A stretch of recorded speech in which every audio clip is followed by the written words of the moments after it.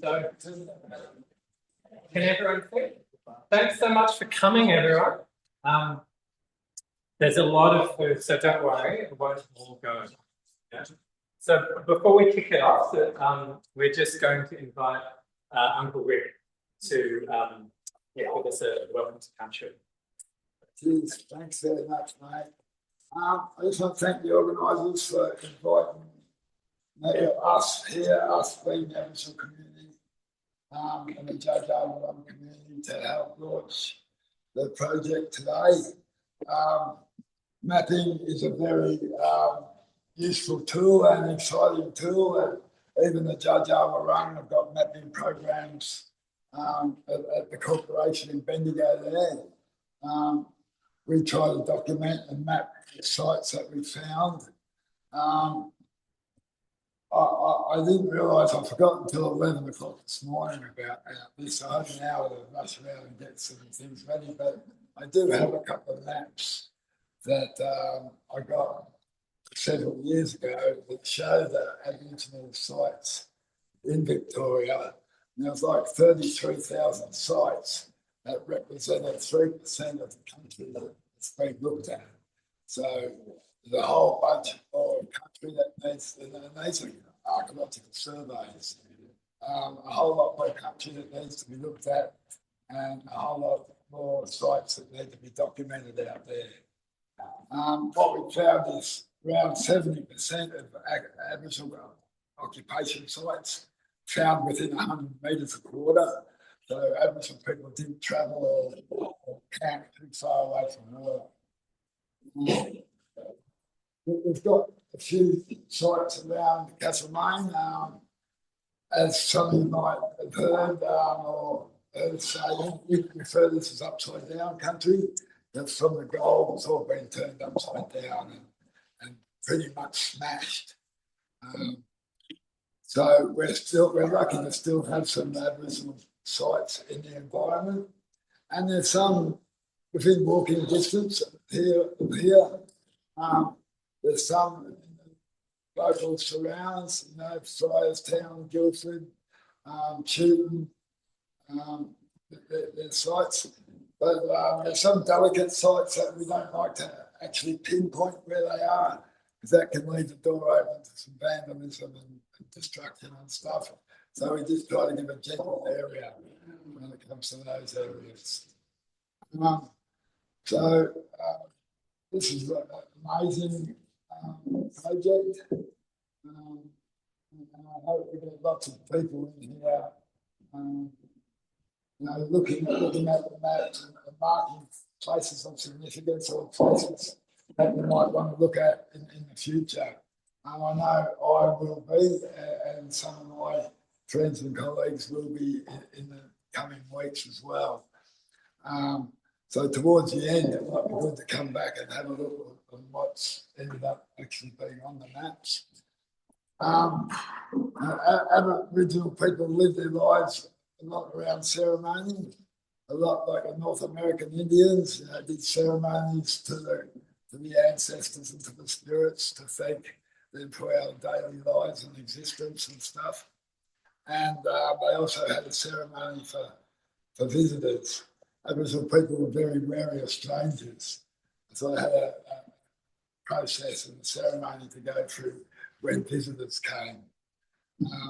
So that can be quite a lengthy and extensive ceremony. So just for today, we've got a little chant that we do that loosely translates to "Welcome to a new country." Got dreaming stories about giant venues associated with Mount Franklin and Franklin Ford. Franklin Ford, which is a little village below Mount Franklin, was called Barnbarrel, and Jar Jar Wurrung mentioned. That means place of home of the emu. It was associated with the Mount Beaver, the giant land bird's nest, or scrape the corn because they'd scrape the dirt up into a mound. So that from afar can look like a giant land bird's, giant emu's nest. welcome to a new country. Let's all go with good spirit and look after Judge over our own country. So again, thank the organisers for having us here and involving the Aboriginal community. Thank you guys.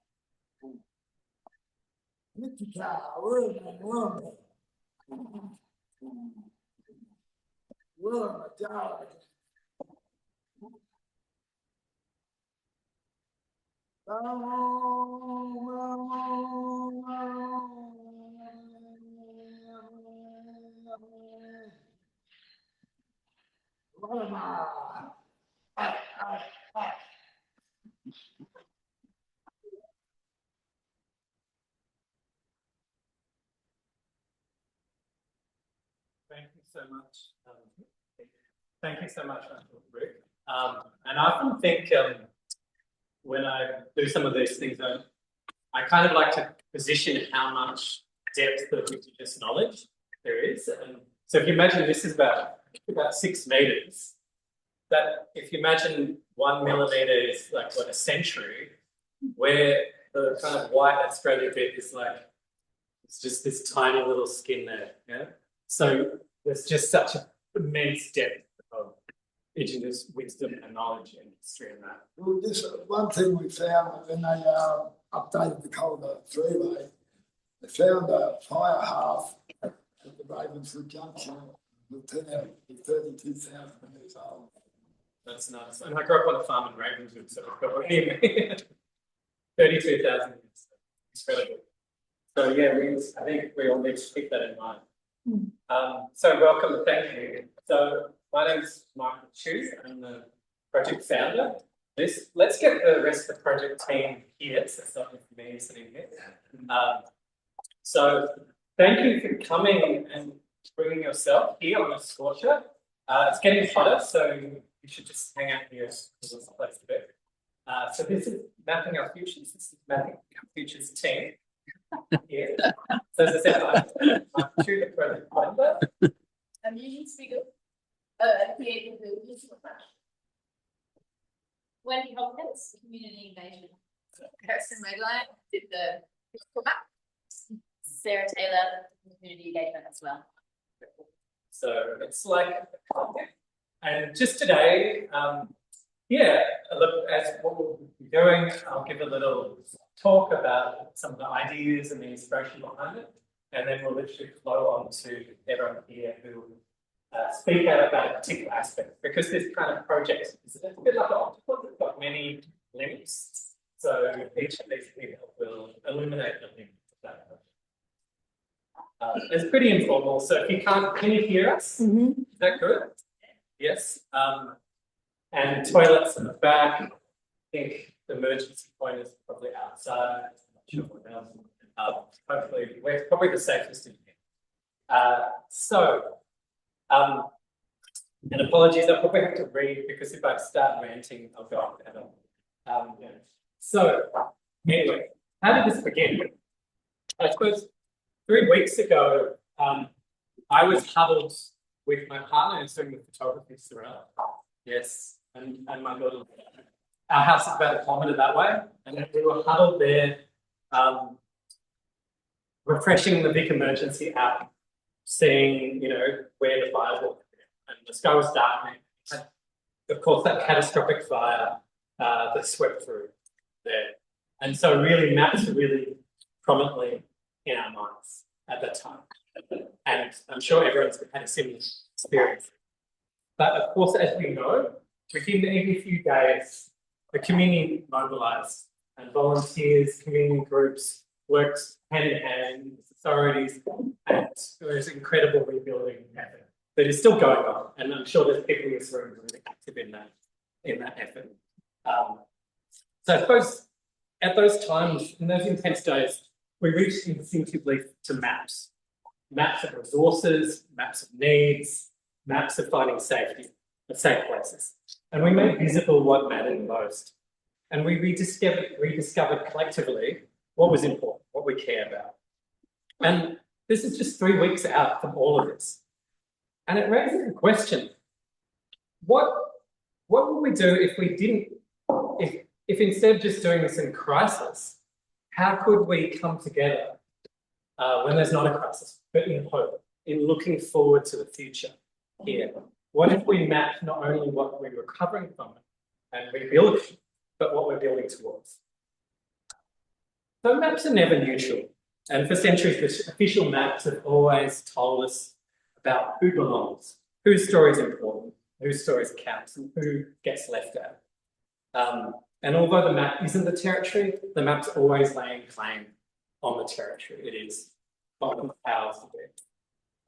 And the geographer Byrne in Lichtenstein observed that there's more Indigenous territory got claimed through maps than through guns. It's the tool of empire to claim it through maps. Maps can empower communities or they can erase them. But you think, what's happening to our cartographic imagination now? Who's got a smartphone? Yeah, everyone? Okay. So hands up, who uses Google Maps, Apple Maps? Come on, I know you do. I'm a junkie, yeah, every day, probably multiple times a day. So the Google Map perspective, it really dominates how we see the world. And it's really late capitalism's twin obsessions. There's private property, this is ownership, and then there's turning everything into billboard advertising. So every time we open our phone, that's what we're saying. Maps are telling us who owns what and how to sell stuff. So we're kind of outsourcing our sense of place to algorithms, corporate interests, and that. And I'm sure you know all of this. And we're increasingly becoming passengers on a pre-mapped map that's not serving our own interests. It's serving accumulation, speed, productivity, all of that stuff, rather than living with the complexity and the messiness of being in place here. And we've forgotten that maps are acts of power and that we can actually create our own. But there's another tradition, that's the whole empire building. There's another tradition that's lasted a long way of counter mapping. In the mid-90s, there was a researcher called Nancy Pelosi. She was researching Indigenous groups in Indonesia, Kalimantan, and she coined the term counter mapping, and that's using mapping against empire, against power. And that was around forest communities that were developing their own maps to challenge Indonesian government's maps and extraction. In not too far away in West Papua, just last year, the Kinosis Indigenous community, they be able to save 97,000 hectares, so that area of Hong Kong, and they've been able to bring that land back from the Indonesian government, which was basically logging. And that was often through developing their own maps and laying claim to that. And then also in Northern Australia, there's been long-term initiatives of Indigenous people using their ancient traditions, but combining them with Western mapping traditions to marry together two knowledge systems there as well. So we've got a lot of history in this country, as Luke was saying too. So these maps show something that's simple but also profound. They make visible what's been marginalised, what's been left out. So it's really this kind of participatory mapping, that's the kind of word, counter mapping. It's really around communities mapping for themselves. And I've lost my place. Yeah, so they're promoting, it's communities documenting their own knowledge, learning tools and techniques, and using the tools that only empire used to have. So they promote social justice by not only visualising what's left out, but also challenging our own ways of seeing the world and our own ways of spatially relating to it. But it's not only about fighting injustice or land rights. You can use this to help imagine futures together. Does anyone know Jane Goodall? Yeah, she just passed away recently. but the James Woodall Institute, they've got an amazing project called Tapestries of Hope. So it's an online globe where people, it's an invitation for groups working for positive social change and environmental change can map the activities on that map. And that's a really powerful manifestation of hope as colours of change. In Chad, in Africa, there's an Indigenous women's rights advocate called Hindu Umar Ibrahim. She's pioneered community mapping in those desert, drought-affected areas. So she's done for decades a community mapping initiative. It started off about 25 kilometres, has grown to 200 kilometres around integrating satellite technology with Indigenous local knowledge. And she's been able to actually particularly get women's knowledge, which is often left neglected in those communities and most communities, into the table of decision making. So she says, when technology meets community wisdom, transformation is possible. So a favourite hero of mine is Arundhati Roy, and she's got a quote that is on my email signature, which says, "Another world is not only possible, but it's on its way." I always get emotional. on a quiet day, I can hear her breathe. So maps, and these kind of maps, it's a way of listening to that breath, of singing up what might be coming and giving it a voice and giving it a visibility there. If anyone's heard of Rebecca Solnit, she's written a lot about hope in uncertain times. And she says, hope locates itself in the premises that we don't know what will happen. And in that spaciousness of uncertainty is a room to act. So it's not false hope, it's grounded hope. And hope, she also said, hope just means another world might be possible. It's not promised, it's not guaranteed. Hope calls for action. Action can be possible without hope. This is the theme of this. This is our hopeful futures. In spaciousness, uncertainty is the room to act. So we've been living in this spaciousness for a few weeks now, since these fires. And we've seen this action all around us. The incredible generosity and resilience of spirit that's been going on in our community. So this map is intended to be a physical manifestation of our collective imagination. It's a blank canvas to make visible our hopes and dreams for this community. And we invite you to take, there's three particular ways. There's the head to the path, which is the ideas, specific ideas you want to put in. And then there's also the heart path, which are the stories. You step into a time machine, wake up in 2050, what does that look like? The kind of emotional aspect, the ways that we relate, which you don't find in dream books. And then there's the hands. The hands are around the concrete ways of action. What are the first steps we do towards making the change? Another hero of mine, Margaret Wheatley, organisation researcher, she observed there's no power greater than a community discovering what it cares about, holding a mirror back to itself to reimagine and to act. And we've been witnessing this community around us. So this map belongs to all of us. Every story matters, every hope, every action matters. And in the past, we've mapped our resources and our vulnerabilities and needs, but now let's map our dreams. What if we use the same generous spirit that we've taken towards our rebuilding, and what if we put it towards articulating our shared futures? Coming back to that line of Rebecca Solnit, in the spaciousness of uncertainty of the room to act. This is how we move from the survival to the flourishing, how we take hope to action, and this is how a community can help rediscover what our dreams of hope can be. So welcome to the project. Thank you.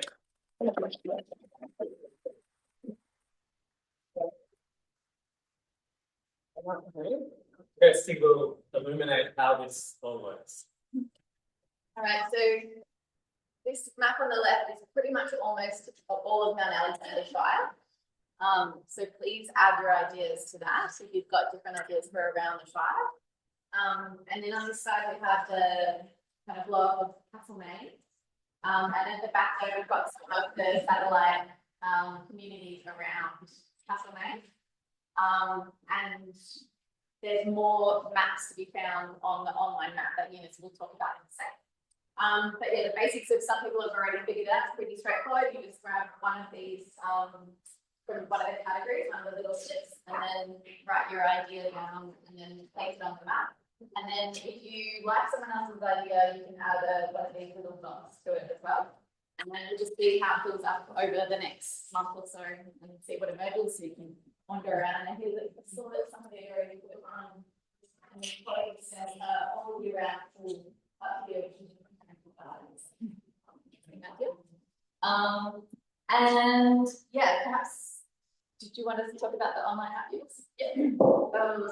So I'll also give a little bit of a thing on why I participated in the project as well.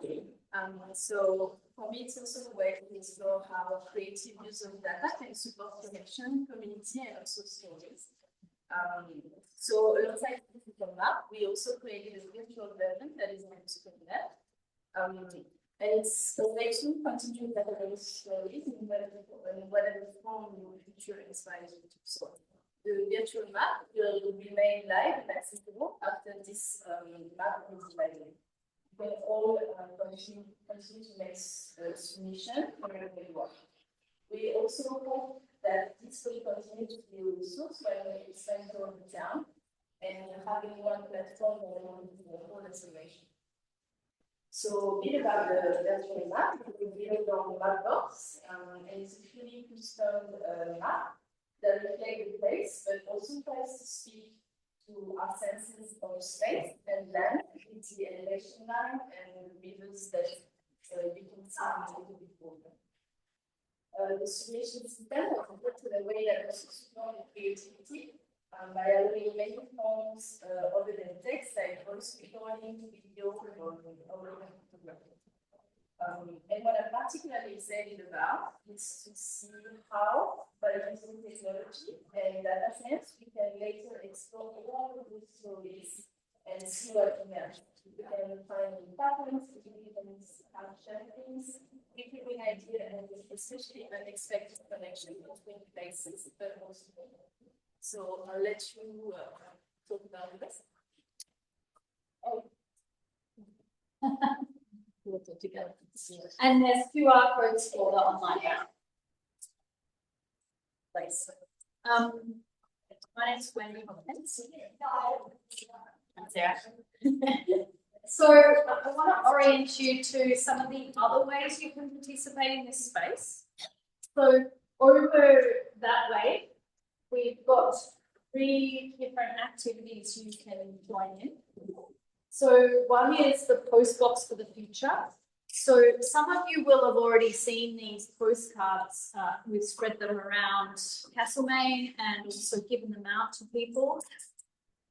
You're encouraged to draw or write some ideas for the future onto the postcard and pop it in the postbox for the future. So we're sending our ideas for the future.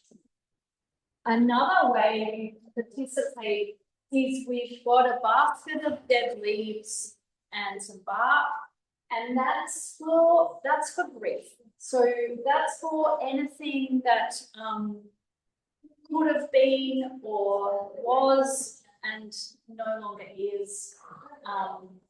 And so pop your ideas down on there, use a permanent marker, works well. You can draw or write in the leaves and then pop them in the grief basket. Often during the visioning process, we kind of need to acknowledge what we're grieving before we can really open up to what the future could bring. So that's what that piece of the puzzle is.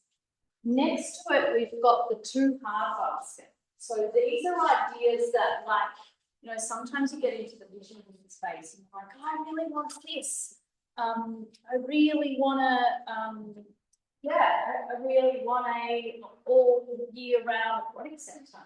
For some people that feels really doable. For others that feels just too hard. But we really want those ideas too, because those visions are so important.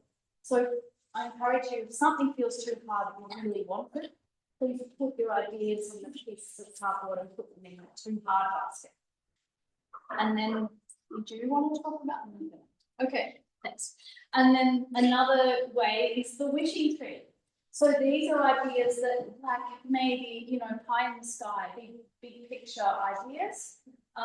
They could also be things that don't fit neatly onto particular places on the map.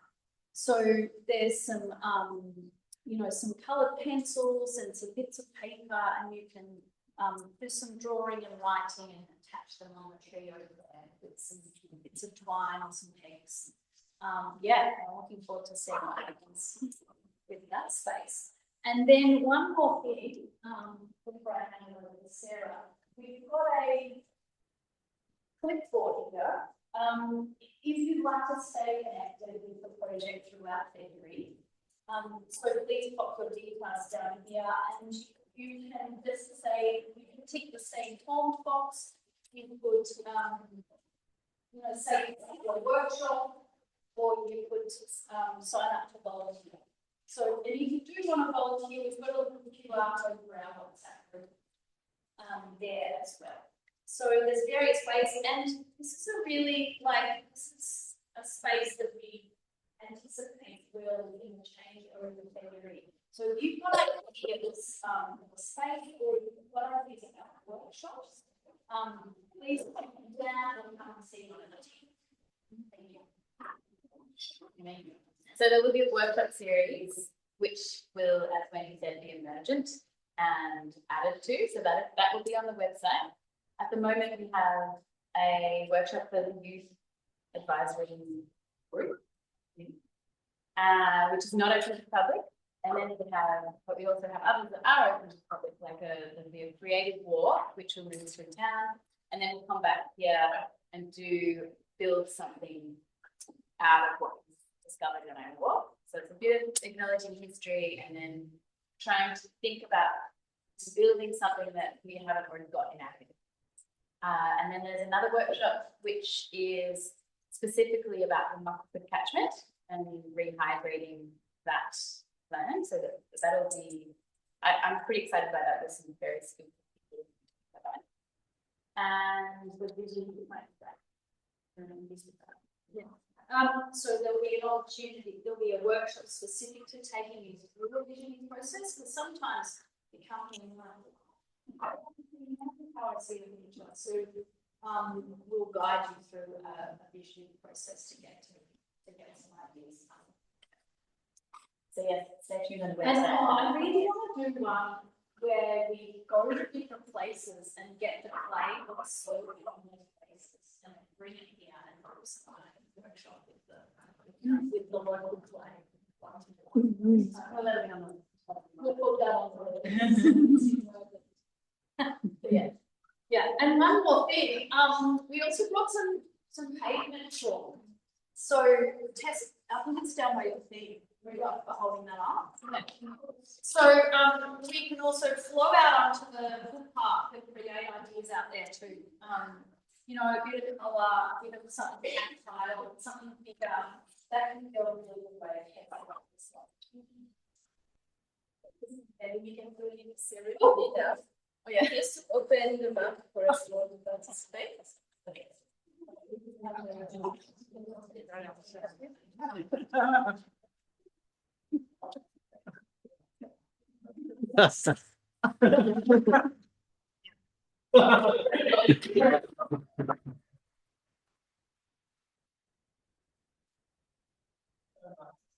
Well, another exciting thing that we forgot to say is we're having this here, but it's actually also happening in other places in Victoria.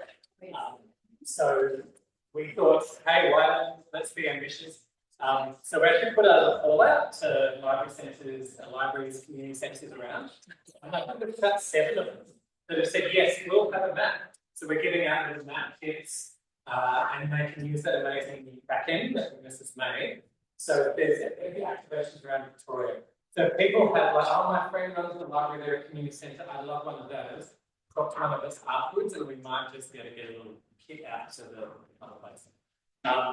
So I guess that brings to the thanks. Mm. We have to thank council for funding this part of the community arts grant, and then there's a Creative Victoria grant, and then there's a Regional Arts Victoria grant involved.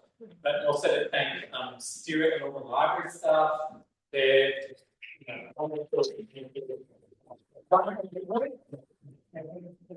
librarian all the time. Conceptually. And I suppose the call to action, and thank all of you guys because you'll be submitting your thing. So if you think about the call to action, there's 5 things. The first thing is submitting on the map, bringing those kind of things. Second thing is sign up to the list. The third thing about the workshops, or if there is a workshop idea, come along. Because we're kind of taking over for months, so come and join us.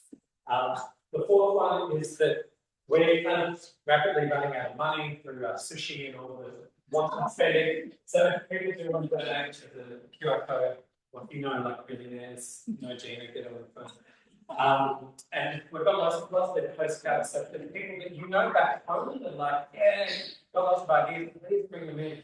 Think of this as like the flower and everyone's the bees. You kind of got all your pollen and kind of go out and get the other shit.